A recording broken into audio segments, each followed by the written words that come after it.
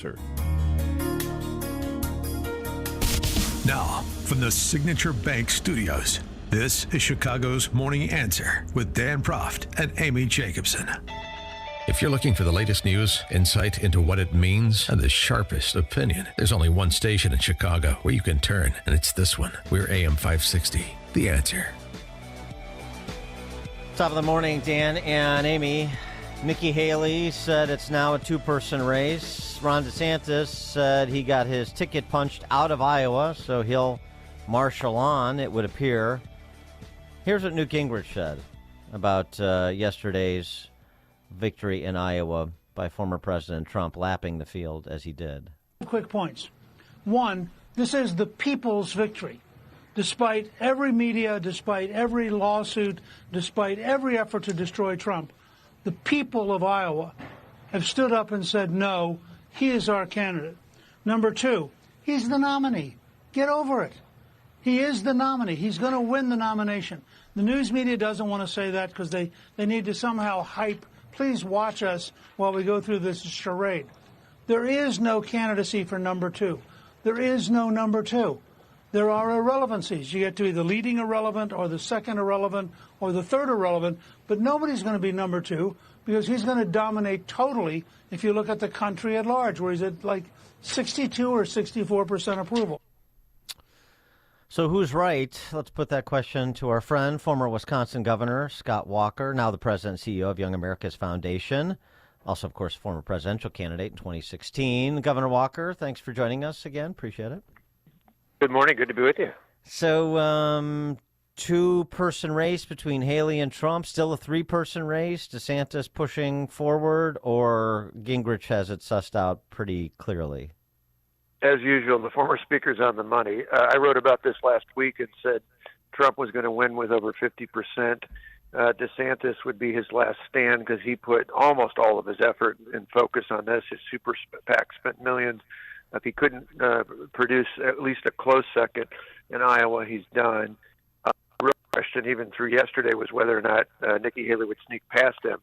She'll live to fight another day in the sense that New Hampshire is set for someone like her, or at least the perception of her, and that is that moderates, independents can have a greater standing, and with former Governor Chris Christie out of the race, presumably most of his votes go her way. So she'll be close, could even possibly win in New Hampshire, but after that it's done. Even in her home state of South Carolina, Donald Trump's going to win convincingly, probably at the kind of margins he did last night, and that's it. The speaker's right. The nomination is over, and people are ready. And it's not necessarily a dismissal of either DeSantis or Haley.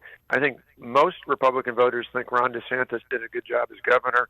Most think Nikki Haley did a reasonably good job as ambassador. What they're voting for, not against, is a guy who performed for 4 years at a time when most politicians back away from their promises, particularly in Washington. They didn't want that, and that's why they voted for Donald Trump. Well, what happened to Governor DeSantis? I mean, he had the backing, of course, of a very famous governor, very beloved in Iowa, Kim Reynolds.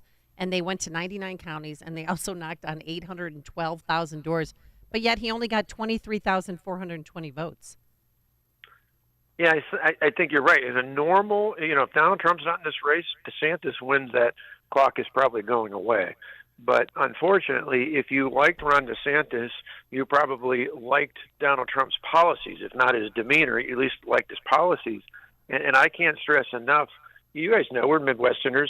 In the Midwest in particular, but I think across the country, not just primary, but swing voters have so had it with all these candidates who talk nice, who talk great, who say all the right things, and they go to Washington and they totally crumble. Nobody sees Donald Trump crumbling. And I think that's where, even though in the Midwest, maybe we don't talk or tweet the way he does most of the time, or many of the times at least, in the end, we value what people do over what they just say. You know, you wrote this piece that we've talked to you about before in advance of the run-up to Iowa, talking about the mistakes you think you made when you ran in 2016, sort of a caution to candidates to not become, among other things, beholden to their consultants. Is that the postscript on DeSantis's presidential candidacy this time around? Did he not heed your advice, or do you think it was something else? Oh, absolutely. I think you're right on the money. I said In any election, certainly the one I was involved in years ago, it had to be that way. But I think even more so when you've got this known commodity, a former president of the United States whose policies, if not always his tone, was just beloved by caucus and primary voters. So for DeSantis, he couldn't run, certainly not a traditional campaign, and he most certainly couldn't run one where it was all about what he did in Florida. Because, like I said, despite the way many of the national media tried to peg it as one group versus the other, I think most, not the hardcore of any of the candidates, but most people who went to the caucus had great respect for Ron DeSantis' work as governor. Maybe second in their mind only to Kim Reynolds, again, who was with Ron DeSantis, which normally would be a big deal. But when they compare that and say, but I know what I'm getting with Donald Trump. I saw it for 4 years. I know he's not going to back down. I know there's absolutely nothing they can throw at him that's going to deter him. I think that's where voters are at. They're so hungry for that kind of leadership that, even if they look at somebody else and say, yeah, they're good, but that's not enough. The other factor I think that really fell flat for any of the challengers is caucus and primary voters might have given a pause if they thought in a head-to-head with Joe Biden and Donald Trump that Donald Trump could not win. The polls showed huge margins. Of course, the polls show that Nikki Haley and Ron DeSantis can win presumably by more, but they show, at least in most battleground states, I think 5 of the 6 in a head-to-head, Trump's Biden, and I think that's all they needed to say, I'm going to stick with it. Trump said at that town hall before the caucus that Fox hosted that he has made his decision on VP. Of course, if he has, he's not going to reveal it except on his timeline, which certainly not before Iowa. But I mean, do you have any perspective on who you think would be a good complement to Trump, who makes sense to sort of balance the ticket and add value to the team? Well, before the caucuses really took off, I would have said it's between 2 governors, Kristi Noem in South Carolina and South Dakota, and Kim Reynolds. A lot of people don't think about her. Mm-hmm. Maybe they do a little bit more now because of her involvement with Ron DeSantis. Unfortunately, that may be the death blow for her chances, at least with Donald Trump. But I've always felt as good as Ron DeSantis was in Florida, Kim Reynolds is equally, if not better, in Iowa. We're all neighbors, obviously. Illinois and Wisconsin are. She's done a fabulous job. Is a bit underrated in terms of the national press, but someone like that would do well, particularly when you got to win a couple of battleground states. Wisconsin, Michigan are going to be certainly in the fray, but someone like that, I think. Those are good picks for him. I don't know if that's who he is going to pick. Remember, in 2016, nobody saw Mike Pence coming. And a lot of people speculate about others. And Mike Pence actually endorsed Ted Cruz before the Indiana primary. So not to say that he couldn't go with Kim Reynolds, but I think it's more likely that Kristi Noem or someone like that will be his pick. And not Nikki Haley? No chance of that?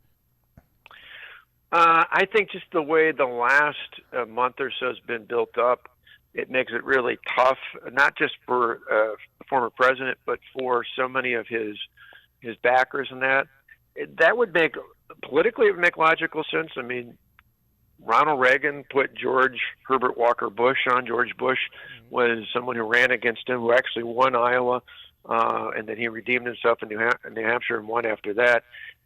Bush and Reagan were not, very nice to each other. They were nice to each other after they were in office, but their teams were very much distant. But that was wisdom is you can do that, but I don't see that happening with Trump. That was a mistake by Reagan. I think that was of a guy I normally revere. Yeah, right. I think that was a mistake. So, I mean, sticking in South Carolina, I mean, just on a little bit more on the VP. So, what about Tim Scott, or maybe what about Byron Donalds in Southwest Florida, the congressman? Because I'll tell you, I mean, I like Tim Scott. I like Byron Donalds too. Donalds, so Tim Scott's in his mid-late 50s, Byron Donalds in his mid-40s, I think. Byron Donalds sort of talks in a more polished fashion like Donald Trump.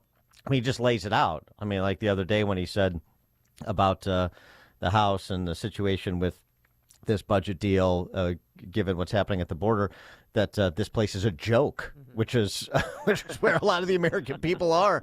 Yeah. I mean, I think those two guys are sort of an intriguing part of the conversation, or at least I hope they are.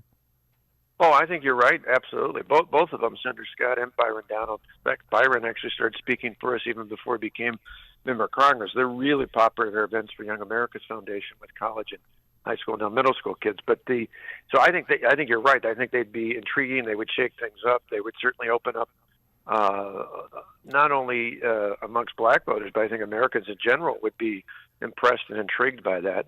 I think conventional wisdom suggests that with Kamala Harris on the ticket, he probably, presumably, under the old system, would have to almost put a woman on. But there's nothing conventional about Donald Trump, so I wouldn't write any of these choices off. What about Dr. Ben Carson?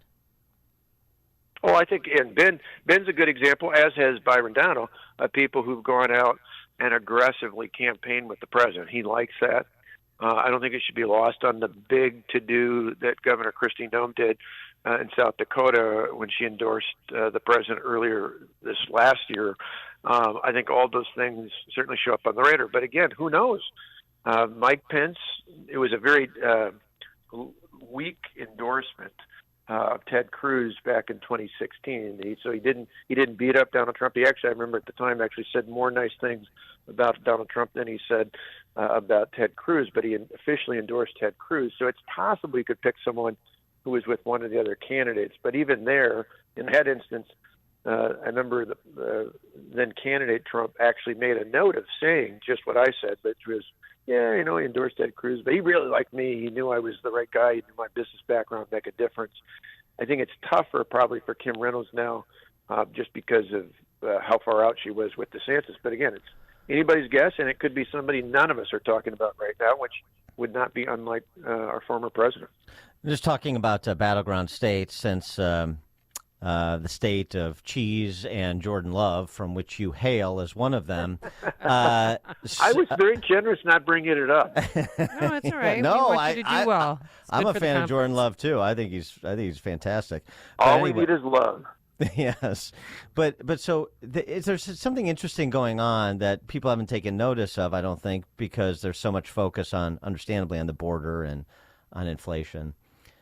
But in those battleground states, North Carolina, Georgia, Wisconsin, Arizona, which arguably could be the 4 states that determine the outcome, yep. School choice is a huge issue.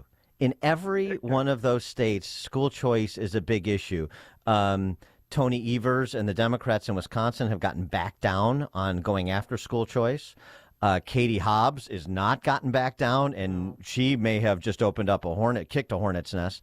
North Carolina, the governor there, Cooper, had to reverse on school choice a little bit, got overridden by the legislature. Yeah. Brian Kemp is doing a mulligan on school choice right now. I know you were a huge proponent. You expanded school choice when you were governor of Wisconsin, and Wisconsin, Milwaukee, the sort of epicenter of school choice, the start of it 30 years ago. Is that an issue, K through 12 education, even though the federal government has a tangential role in it, that really could be nationalized because of what's going on in those battleground states, do you think? Absolutely. Battleground states combined with it was growing in its importance before, but COVID has elevated, as it has with education reform overall, that parents who could see what was happening or not happening in some cases want to move their kids out of all different income levels, whether it was homeschool or private school. And so you see a huge twist on that. And remember, when you talk about battleground states, years ago, Florida was one of those battleground states. Yeah. I mean, it was Bush Gore. I mean, it was the battleground state. In the first election for DeSantis, he ran against the then mayor of Miami. And it was largely because of school choice, even though he was running against a black candidate, that black women whose children were in choice schools overwhelmingly voted for DeSantis because they were worried about their children not being able to participate in those programs that people like Jeb Bush and others had set up in the future. Now, Florida is a locked-in red state, I think, in large part because of that voters saw the success, they saw the benefit, and they didn't want anybody messing with that. And hopefully that's the case in the states you mentioned. He is former Wisconsin Governor Scott Walker, now the president and CEO of the Young America's Foundation. Governor Walker, always a pleasure. Thanks for joining us. My pleasure. Have a good one. Thank you. And he joined us on our turnkey.pro answer line. You're listening to Chicago's Morning Answer with Dan Proft and Amy Jacobson on AM 560. The Answer. Imagine what your future looks like. Is the picture a little blurry? Hey, it's Sean Thompson here for Alpha Wealth Group. When we look ahead, we're visualizing where we want to be, and for retirement, that can be hard without a written financial plan. Tom Fortino of Alpha Wealth